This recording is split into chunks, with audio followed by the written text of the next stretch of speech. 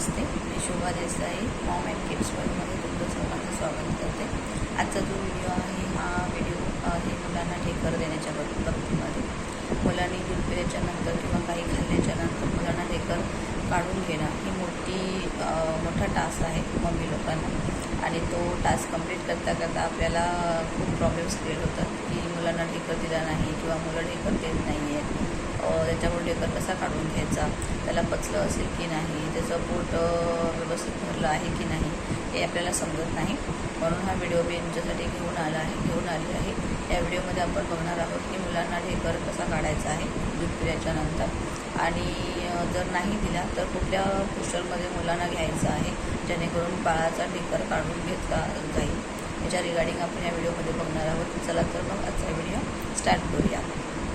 सर्वप्रथम जर तुम्ही बाळाला दूध दिलं असाल तर ते दूध ॲटलिस्ट तुम्ही गॅपने द्यायचं आहे, म्हणजे जसं की तुम्हाला 2-2 तासांनी बाळाला दूध द्यायचं आहे स्वतःचं दूध देत असाल तर, त्याच्यामुळे बाळाला डायजेशन व्यवस्थित होतं आणि तो नंतर सेकंड टाईम जर दूध प्यायचं असेल तर तो दूध आवडीने पिईल।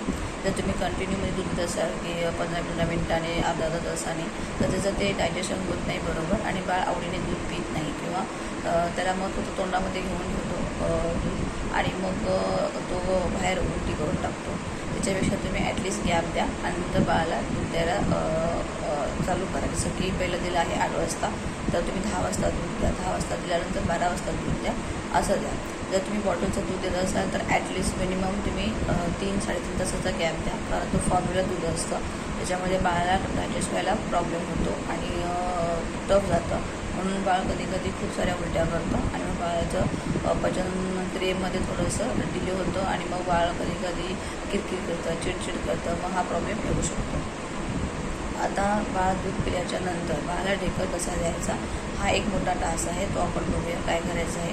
जेव्हा बाळ दूध पितं, मम्मीचं दूध पित असेल किंवा बाटलीचं दूध पित असेल, त्याच्याबरोबर बाळाच्या तोंडामध्ये हवा पण जाते, हवेचे बुडबुडे पण जातात, ते पचनक्रियेमध्ये आपल्या जे पोटामध्ये जातात आणि मग बाळाचं पोट नंतरला दूध पिण्यासाठी रिकामं होत नाही, म्हणून मग बाळाला भूक लागलेली असते पण गॅस होतो कधी कधी किंवा बाळ चिडचिड करतं, म्हणून आपल्याला बाळाला ढेकर देणं गरजेचं आहे।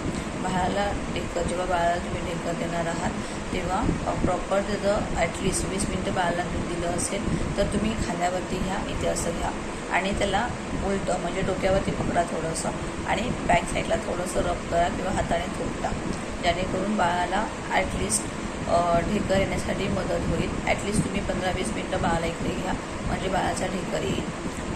हे तुम्ही 0 मंथपासून ते 1 इयरपर्यंत करू शकता बाळासाठी, कारण बाळ स्वतःहून ढेकर देत नाही। जर ढेकर स्वतःहून दिला तर वेल अँड गुड, त्याला डायजेस्ट झालेलं आहे, पचन व्यवस्थित होईल, पण जर बाळाने ढेकर दिला नाही तर तुम्हाला असं घ्यायचं आहे जेणेकरून बाळाला ढेकर म्हणजे उभं घेतलं, उभ्या पोस्चरमध्ये घेतलं, डोक्याला पकडायचं आहे जेणेकरून त्याचं डोकं बॅलन्स जाणार नाही आणि त्याला मागे रब करायचं आहे किंवा असं थोपटायचं आहे हळूहळू, ज्याने बाळाचं पचन व्यवस्थित होईल आणि बाळ ढेकर देईल। दुसरं जी पोझिशन आहे बाळाची, तुम्ही तुमच्या मांडीवरती घ्या, लॅपवरती घ्या आणि बाळाला असंच लॅपवरती ॲटलिस्ट 15-20 मिनटं घेऊन बसा आपल्या मांडीवरती आणि एका हाताने त्याला असं पकडायचं आहे। समजा राईट हँडने तुम्ही जर त्याचं डोकं पकडले आहात, बाळाच्या नेकवरती प्रेशर येणार नाही किंवा डोक्यावरती प्रेशर येणार नाही असं काही पकडायचं नाही आहे, जस्ट हलकं असं पकडायचं आहे, सपोर्ट द्यायचं आहे आणि मागून एका हाताने रब करायचं आहे जेणेकरून बाळाला ढेकर येईल आणि बाळाचं जी पचनक्रिया आहे ती व्यवस्थित होईल। थर्ड जी पोझिशन आहे ती म्हणजे तुम्ही बाळाला मांडीवरती पाय सरळ करायचे, तसे तुमचे स्ट्रेट करायचे आणि बाळाला पालतं झोपवायचं आहे आणि मागे रब करायचं आहे। बाळाचं जी हनुवटी आहे किंवा जे डोकं आहे ते खाली आपटणार नाही याची काळजी घ्या आणि बाळाला हलक्या हाताने रब करा। ॲटलिस्ट 15 मिनटं जर असं घेऊन बसलात तर त्याला तो ढेकर येईल आणि त्याला पचनामध्ये काही प्रॉब्लेम होणार नाही, जेणेकरून जी हवा पोटामध्ये गेलेली आहे दूध पिताना ती बाहेर येईल आणि बाळाचं पचन होईल व्यवस्थित आणि बाळ ढेकर देईल स्वतःहून। आणि सेकंड थिंग आता म्हणजे बाळाला जेव्हा दूध देताना जेव्हा तुम्ही बाळाला स्तनपान करता, जर बाळ दूध कंटिन्युटीमध्ये पित असेल तर समजायचं की त्याला भूक लागली आहे, तो पितो आहे, पण जर बाळ दूध पिताना मध्ये मध्ये सोडत असेल किंवा चिडचिड करत असेल किंवा तो त्याचं उलट्या करत असेल पिता तर समजून जायचं आहे की बाळाच्या पोटामध्ये हवा गेली आहे, त्याच्यामुळे बाळ चिडचिड करत आहे। दुसरं तुम्हाला मी सांगितलं होतं की बाळाला ह्याचं पाणी वगैरे काही द्यायचं नाही आहे किंवा दुसरं काही लिक्विड द्यायचं नाही आहे. तसं जर केलं तर बाळाला गॅसचा प्रॉब्लेम अजून होऊ शकतो. जर तुम्ही बाटलीने दूध देत असाल तर बाटली व्यवस्थित क्लीन आहे की नाही ही बघा.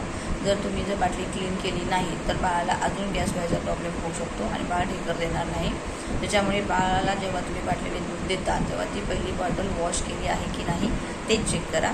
सेकंड थिंग, त्या बॉटलमध्ये तुम्ही ॲटलिस्ट दिवसातून समजा सकाळी दूध देताय बाहेरचं दूध तर ते बॉटल पाण्याने गरम पाण्याने मस्त उकळी काढा आणि त्या गरम पाण्यामध्ये ते ठेवा ती बॉटल, जेणेकरून त्याचे सगळे जम्स जे आहेत जंतू आहेत ते मरून जातील आणि बाळाला डायजेशनमध्ये काही प्रॉब्लेम होणार नाही. आणि बाळ जेव्हा दूध पिईल तेव्हा त्याच्या पोटामध्ये दुसरं काही जे डस्ट वगैरे लागलं असेल ते काही जाणार नाही आणि बाळाला एकदम व्यवस्थित दूध पिता येईल, जेणेकरून बाळाला ढेकर त्याच्या वेळेस काही प्रॉब्लेम होणार नाही, डायजेशनमध्ये काही प्रॉब्लेम होणार नाही, जेणेकरून त्याची पचनक्रिया व्यवस्थित होईल.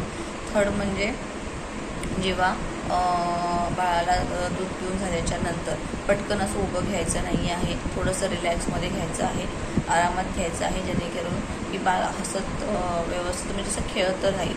चिडचिड करत तुम्ही वरती घेतलं जे दूध प्यालेलं असतं बाळ तोंडामध्ये घेऊन ठेवतं ते, किंवा आपण सरळ असं उभं पटकन घेतलं किंवा पाय मांडीवरती बसवलं तर बाहेर दूध काढण्याचे चान्सेस जास्त असतात आणि तो उलटी करतो. त्यालाच आपण इंग्लिशमध्ये बर्पिंग म्हणतो. बर्पिंग म्हणजे ढेकर देणं आणि मराठीमध्ये की आपण जेव्हा बोलतो की बाळ वारंवार उलट्या करतं, गुळण्या करतं, ते का करतं हे ह्याच्यासाठीच असतं की बाळाच्या पोटामध्ये गॅस खूप झालेला असतो आणि बाळाने ढेकर दिलेलं नाही आहे, पचनक्रिया व्यवस्थित झालेली नाही आहे, म्हणून बाळ ढेकर देत नाही आहे आणि बाळ जर वारंवार उलट्या करतं.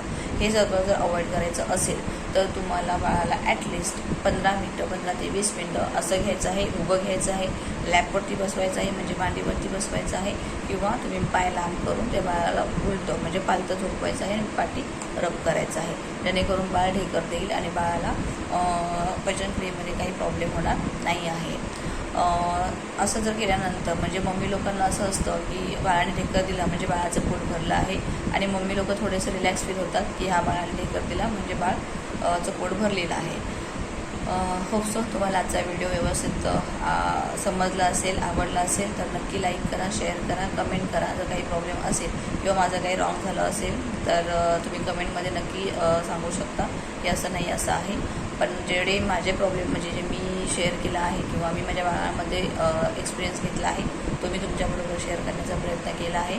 मी ह्या सगळ्या तिन्ही पद्धती फॉलो केल्या होत्या आणि त्याच्यामुळे माझे बाळ दोन्हीसुद्धा व्यवस्थित ढेकर देत होते, खात होते, काही प्रॉब्लेम नाही क्रिएट झाला. होप सो तुम्हालाही ह्या तिन्ही पद्धती युजफुल होतील आणि तुम्ही त्या फॉलो कराल. एन्जॉय मदरहूड आणि काळजी घ्या, स्वतःचीही बाळाचीही काळजी घ्या. तुम्ही चांगले राहाल तर बाळ व्यवस्थित राहील, त्यासाठी काळजी घ्या, आनंदी राहा. भेटूया पुढच्या व्हिडिओमध्ये. Thank you so much. Bye bye.